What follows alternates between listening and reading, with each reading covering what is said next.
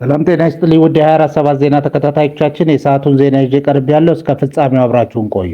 የምንለቃቸው መረጃዎች እንዲደርሳችሁ ላይክ፣ ሼር እና ሰብስክራይብ ማድረጋችሁ እንዳትረሱ በማለት ወደ ዜናው አለፍኩ። ባለፉት 3 ቀናት ብቻ ኢትዮጵያ ለሱዳን ፈጥኖ ደራሽ ኃይል ወታደር እንደምታሰለጥንና መሳሪያ እንደምታመላልስ ሮይተርስ ይፋ ያደረገውን የምርመራ ዘገባ ተከትሎ አሜሪካና ሳውዲ አረቢያ በጥብቅ ድርጊቱን ኮንነዋል። የሳውዲ የውጭ ጉዳይ ሚኒስትርና የአብይ ውይይት ባለመግባባት መደምደሙን ሩሲያ ኒውስ ጨምሮ በርካታ የአረብና የቱርክ ሚዲያዎች ዘግበዋል። አንዳንዶቹ ከዛም አልፈው ጠቅላይ ሚኒስትር አብይን አጠንክረው ዘልፈዋቸዋል። በአዲስ አበባ ስብሰባ የጀመረው የአፍሪካ ህብረት በኢትዮጵያ የሚደገፈውንና በሐምዳን ዳጋሎ የሚመራውን የሱዳን ፈጥኖ ደራሽ ኃይል በአልፋሽር ላይ ፈጽሞታል ባለው ጭፍጨፋ አውግዘውታል። የቡድኑን እንቅስቃሴ እንደማይቀበለውም አስታውቋል። ህብረቱ ከዚህም ባሻገር በሱዳን የውስጥ ጉዳይ እጃቸውን ያስገቡ የውጭ ኃይሎችን አጠንክሮ በመኮነን በአስቸኳይ እጃቸውን እንዲሰበስቡ ሲል አሳስቧል። የሱዳን ጦር የአርኤስኤፍን የመሳሪያ ክምችት እንዳለ አጋይቶታል።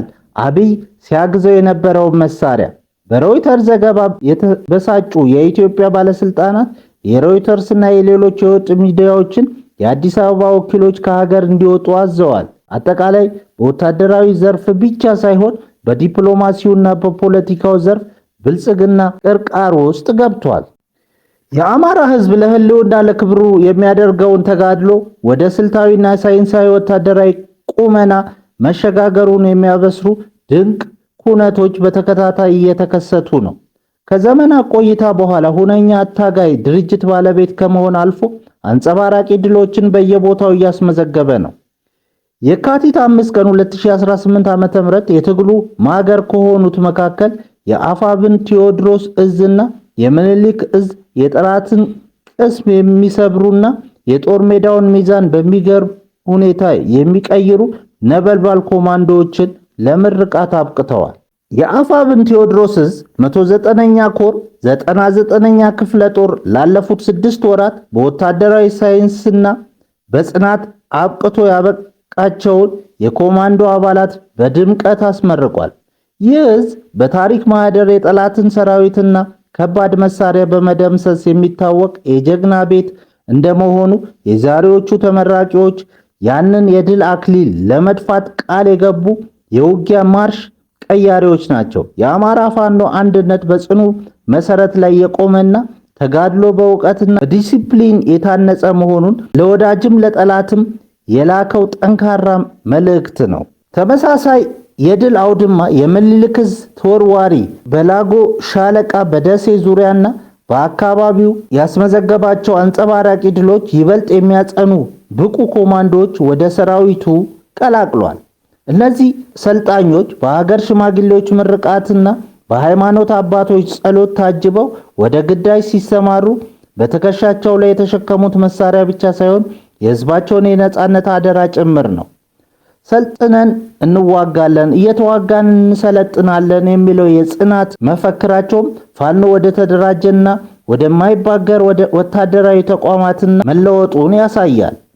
እነዚህ የምረቃ ስነ ስርዓቶችና እየተመዘገቡ ያሉ ድሎች የአማራ ህዝብ ትግል ወደ መቋጫው ምዕራፍ ላይ መድረሱን ያመለክታሉ። ተመራቂዎች ኮማንዶዎች በወታደሮች ጥበብ የበለጸጉ በህዝባዊ ወገንተኝነት የታነጹና ለድል የተጠሙ የነጻነት አርበኞች ናቸው። ይህ በተባበረ ክንድና በሰለጠነ ኃይል የሚመራ ጉዞ የመጨረሻ ግቡ ድልና ነጻነት መሆኑን ዳግም አረጋግጧል። በአማራ ክልል የደቡብ ጎንደር ዞን መቀመጫ በሆነችው ደብረ ታቦር ከተማ በፋኖ ታጣቂዎችና በመንግስት ኃይሎች መካከል በተካሄደው ግጭት የህይወትና የንብረት ጉዳት መድረሱን ነዋሪዎች ተናገሩ። በከተማዋ ከፍተኛ ውድመት ያደረሰው ግጭት የተከሰተው በዞኑ በሚገኙ ሌሎች አካባቢዎች ጭምር ውጥረት ከነገሰ ከአንድ ወር ገደማ በኋላ እንደሆነ ነዋሪዎቹ ለቢቢሲ ገልጸዋል። ለደህንነታቸው ሲባል ስማቸውን እንዲጠቀስ ያልፈለጉና ቢቢሲ ያነጋገራቸው 4 ነዋሪዎች ረቡዕ የካቲት 4 2018 ዓ.ም ከማለዳው 12 ሰዓት እስከ 1 ሰዓት በከተማዋ ውስጥ ተኩስ መሰማት እንደጀመረ ተናግረዋል። እስከ ቀኑ 11 ሰዓት ድረስ የዘለቀ ነው ባሉት በዚህ ግጭት ፖሊስ ጣቢያዎችና የመንግስት ተቋማት ተቃጥለዋል፣ እንዲሁም የመንግስት የጸጥታ ኃይሎችና የፋኖ ታጣቂዎች ሞተዋል። የሟቾች ቁጥር ምን ያህል እንደሆነ ባይጠቅሱም የደረሰውን ጉዳት ከባድ ሲሉ ገልጸውታል። ሌላ ነዋሪ የፋርጣ ወረዳ ፖሊስ ጽሕፈት ቤት ሙሉ በሙሉ ወድሟል።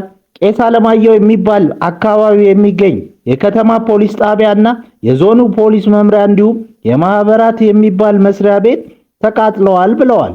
የሲቪል ሰርቪስ መምሪያ፣ የዞን ፖሊስ መምሪያ፣ የዞኑ ዋና አስተዳዳሪ፣ የእንግዳ ማረፊያ እንዲሁም በርካታ የፖሊስ ጽሕፈት ቤቶች መቃጠላቸውን የገለጹት ሌላ ነዋሪ በበኩላቸው በመንግስት ተቋማት ላይ የደረሰው ውድመት መጠነ ሰፊ እንደሆነ ተናግረዋል። ከአርሶ አደሮች መሳሪያ ተሰብስቦ ተከማችቷል የሚባለው ወሬ ስለነበረ እርሱን ነው አቃጥለው ወጡ የሚባለው ሲሉ ድርጊቱ በፋኖ ታጣቂዎች እንደተፈጸመ አመልክተዋል። በተለያዩ የከተማው አካባቢዎች የድሮን ጥቃቶች መፈጸማቸውን ነዋሪዎች ለቢቢሲ ተናግረዋል። አንድ ነዋሪ ጥቃቱ በከተማዋ ዳርቻዎች ላይ ነው የተፈጸመው፣ ኪዳነ ምህረት አባ አረጋዊ አካባቢ የድሮን ጥቃት ተፈጽሟል፣ በአካባቢው የፋኖ ኃይል ነበር፣ በእነሱም ላይ በተደጋጋሚ ተፈጽመዋል ሲል ድምፅ ይሰማቸው እንደነበር ገልጸዋል። ከዚህ ባሻገር በወቅቱ ሲንቀሳቀሱ የነበሩ 4 የሚደርሱ ሰላማዊ ሰዎች መገደላቸውን ነዋሪው አክለዋል። በግጭቱ ስለደረሰው የጉዳት መጠን ከአካባቢ መስተዳድር የተገለጸ ነገር የለም። ቢቢሲም ስለ ክስተቱ ከገለልተኛ ወገን አላረጋገጠም። ከአካባቢው አስተዳዳሪዎችና የኮሚኒኬሽን ኃላፊ ዝርዝር መረጃ ለመጠየቅ ያደረግነው ጥረትም አልተሳካም። የመቀሌ ነዋሪ ተረጋግቶ አካባቢውን እንዲጠብቅ ጥሪ ተላለፈ። በመቀሌ ከተማ የካቲት 5 2018 ዓ.ም ከምሽቱ 3:30 አካባቢ የፈንጂ ፍንዳታ ተከስቶ ነበር። በሰውና በንብረት ላይ ያደረሰው ጉዳት የለም ተብሏል። የከተማው ሰላምና ጸጥታ ጽሕፈት ቤት ለመቀሌ ኤፍኤም በሰጠው መረጃ ምሽት 3:30 አካባቢ በአዲ ሐቂ ክፍለ ከተማ መቀሌ ዩኒቨርሲቲ አዲ ጠቂ ካምፓስ ዙሪያ የፈንጂ ፍንዳታ ተከስቶ ነበር። የፈነዳው ፈንጂ የመቀሌ ከተማን ሰላምና ጸጥታ ለማናጋትና ህዝቡን ለማሸበር ዓላማ ባላቸው የጥፋት ኃይሎች ሆነ ተብሎ የተፈጸመ ነው ያለው ጽሕፈት ቤቱ ጥቃቱ በሰውም ሆነ በንብረት ላይ ያደረሰው ምንም አይነት ጉዳት ባይኖርም በፍንዳታው ድምፅ በርካታ ህዝብ ተደናግጧል ሲል ገልጿል። ፍንዳታው የመቀሌ ህዝብን ለማሸበርና የካቲት 11 በዓል በሰላም እንዳይከበር በሚፈልጉ ተላላኪዎች ሆን ተብሎ የተፈጸመ ነው ሲልም አክሏል። ከወራት በፊትም በተመሳሳይ ቦታ መሰል የሽብር ተግባር ተፈጽሞ ነበር ሲል አስታውሷል። ይህንን ድርጊት የፈጸሙ ጸረ ህዝብ ኃይሎችን በቁጥጥር ስር ለማዋል የመቀሌ ከተማ ፖሊስ ከሚመለከታቸው የጸጥታ አካላት ጋር በመተባበር በትኩረት እየሰራ ነው ብሏል። ህብረተሰቡ ተረጋግቶ አካባቢውን መጠበቅ እንዳለበት ያሳሰበው ጽሕፈት ቤቱ ስለ ፍንዳታው አፈጻጸምና ስለ ፈጻሚዎቹ የሚመለከት ዝርዝር ማጣራት ተጠናቆ ሲያልቅ ይፋ ይደረጋል ሲል አሳውቋል። ከቅርብ ጊዜ ወዲህ በትግራይ ያለው ሁኔታና በሚዲያዎች ላይ የሚጻፈው ሁሉ ነዋሪዎችን በእያንዳንዱ ነገር ስጋት ላይ የሚጥል ሆኗል። ክልሉ ካለፈው ደም አፋሳሽ ጦርነት ገና ያላገገመ ቢሆንም አሁንም የሚታየው የጦርነት መሰል ድባብ ለነዋሪዎች ጭንቀት እየፈጠረ ነው። በሌላ ዜና በኢራን የኒውክሌር መርሃ ግብር ዙሪያ የሚካሄደው ድርድር እንደሚቀጥል የአሜሪካው ፕሬዝዳንት ዶናልድ ትራምፕ ተናገሩ። ትራምፕ ድርድሩን እንቀጥላለን ያሉት በዋይት ሃውስ ተቀብለው ላነጋገሯቸው የእስራኤል ጠቅላይ ሚኒስትር ቤንጃሚን ኔታንያሁ እንደሆነ አሶሺየትድ ፕሬስ ጽፏል። በድርድሩ ኢራን ስምምነት ላይ ለመድረስ ፈቃደኛ ካልሆነች ግን የኃይል እርምጃ ይጠብቃታል ሲሉ ትራምፕ አስጠንቅቀዋል። መሪዎቹ 2 ሰዓት ተኩል ለሚሆን ጊዜ በኢራን የኒውክሌር መርሃ ግብርና ሌሎች አካባቢ ጉዳዮች ላይ መምከራቸውን ተመላክቷል። ከኒውክሌር መርሃ ግብሯ በተጨማሪ ኢራን የባሊስቲክ ሚሳኤል ፕሮግራሟን እንድትተውና እንዲሁም ሐማስና ሂዝቦላ ያሉ ታጣቂዎች መደገፏን እንድታቆም ሁለቱ ሀገራት ይፈልጋሉ ተብሏል። በሌላ በኩል የኢራን ፕሬዝዳንት ማሱድ ፔዜሽኪያን ዓለም አቀፍ የኒውክሌር ተቆጣጣሪዎች ለመቀበል ሀገሬ ዝግጁ ናት ብለዋል። ፕሬዝዳንቱ እንደተናገሩት ኢራን ተቆጣጣሪዎች ገብተው በኒውክሌር መርሃ ግብሯ ዙሪያ ምልከታ እንዲያደርጉ ፈቃደኛ ናት። ሀገሬ የኒውክሌር ጦር መሳሪያ ባለቤት የመሆን ፍላጎት የላትም ሲሉ ፕሬዝዳንቱ የኢራንን 47ኛ የእስላማዊ አብዮት በዓል ምክንያት አድርገው በሰጡት አስተያየት ተናግረዋል። ፔዜሽኪያን አስተያየቱን የሰጡት የአሜሪካው ፕሬዝዳንት ዶናልድ ትራምፕ የእስራኤሉን ጠቅላይ ሚኒስትር ቤንጃሚን ኔታንያሁ በዋይት ሃውስ ተቀብለው ከማነጋገራቸው በፊት ነው። የኢራን እስላማዊ አብዮት የተካሄደበትን 47ኛ ዓመት በሺዎች የሚቆጠሩ የሀገሪቱ ዜጎች በአደባባይ በመውጣት ማክበራቸውን የተለያዩ መገናኛ ብዙሃን ዘግበዋል። የደቡብ አፍሪካ ጠቅላይ ፍርድ ቤት በሟቹ የዛምቢያ ፕሬዝዳንት ኤድጋር ሉንጉ ስርዓተ ቀብር ዙሪያ የተፈጠረውን አለመግባባት በይግባኝ ሊመለከት ነው። የቀድሞ የዛምቢያ ፕሬዝዳንት ኤድጋር ሉንጉ ባለፈው ዓመት ግንቦት ወር መጨረሻ ሕክምና ሲከታተሉበት በነበረው ደቡብ አፍሪካ ከዚህ ዓለም በሞት መለያየታቸው ይታወሳል።